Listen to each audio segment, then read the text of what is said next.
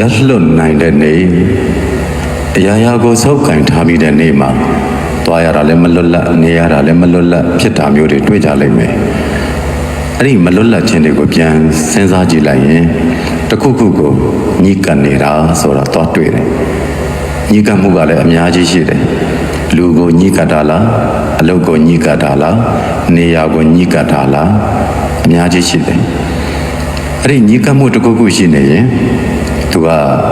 အစိတ်ကမလွတ်လပ်တော့ဘူးနောက်ဆန်တင်းတယ်လို့ခေါ်တယ်နောက်ဆန်တင်းတဲ့စိတ်နဲ့ဆိုလို့ရှိရင်အမြဲတမ်းလေးလံတဲ့စိတ်ကိုပဲရလိမ့်မယ်ပေါ်ပါတဲ့စိတ်ကိုရခြင်းတဲ့ဆိုရင်တော့နောက်ဆန်တင်းတဲ့အရာမျိုးမရှိအောင်လေ့ကျင့်ယူရတယ်ကိုယ်မှာဘဝပြည့်တည်လာတာဖြစ်တဲ့အတွက်ကြောင့်ရှောင်လို့မရဘဲနဲ့တော်ဆက်ထားသောအမျိုးများဥပမာသာသမီမိဘစသည်ဖြင့်ဒီလိုတော်ဆက်ထားသောအရာတွေရှောင်လွဲလို့မရတာရှိပေမဲ့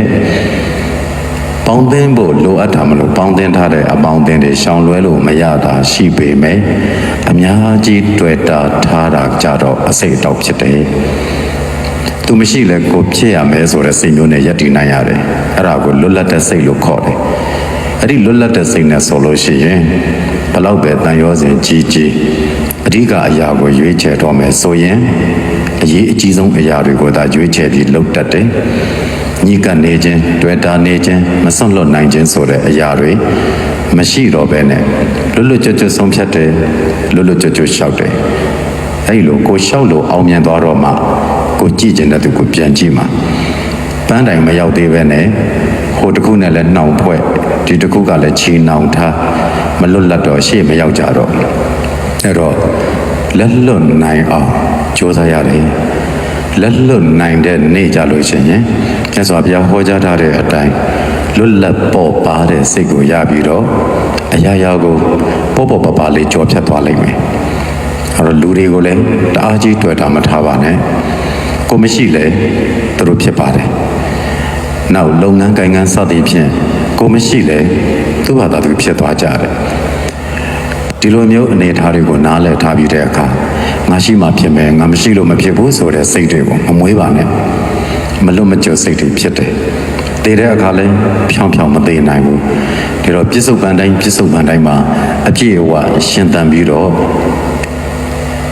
ကိုသွားနေတဲ့နေရာတိုင်းမှာအဲ့ဒါတွေကိုတည်သွားဖို့တော့မလိုဘူးဆိုတာကိုစိတ်ထဲမှာအမြဲတမ်းတွေးထားဖို့လိုလိမ့်မယ်ပြင်ဆင်ထားဖို့လိုလိမ့်မယ်ဘာကိုမှလက်မလွတ်နိုင်ဘူးဟိုအရာလဲကိုပါဒီအရာလဲကိုပါအကုန်လုံးကိုတိုင်ကိုကဆွဲချီထားမယ်ဆိုရင်တော့မလွတ်မလပ်စိတ်နဲ့သာသွားနေရမယ်လက်မလွတ်နိုင်ဘူးဆိုးနေတဲ့သူလည်းလက်မလွတ်နိုင်ဘူးကောင်းနေတဲ့သူလည်းလက်မလွတ်နိုင်ဘူးနဲ့သွားတော့ဒီနေ့ဖောက်ပြန်မှုတွေနဲ့ကြုံတဲ့အခါခံစားရတဲ့သူကကိုယ်ပဲအဲ့ဒါကြောင့်အရာရာကိုပြစ္ဆုတ်ပံမာတာရှုမြင်သုံးသပ်ထိတွေ့ပြီးတော့အမြဲတမ်းအနာဂတ်ထိဆွဲခေါ်မသွားနဲ့ကိုယ်နဲ့ထိုက်တန်တဲ့အရာတွေကိုယ်နဲ့အတူပါလာလိမ့်မယ်ပြိုင်တူပြေးနေတဲ့အရာများကိုယ်နဲ့အတူပါလာလိမ့်မယ်မပြေးပဲရက်နေတဲ့အရာများကြံခဲ့ပါစေလက်လွတ်နိုင်အောင်ကြိုးစားရတယ်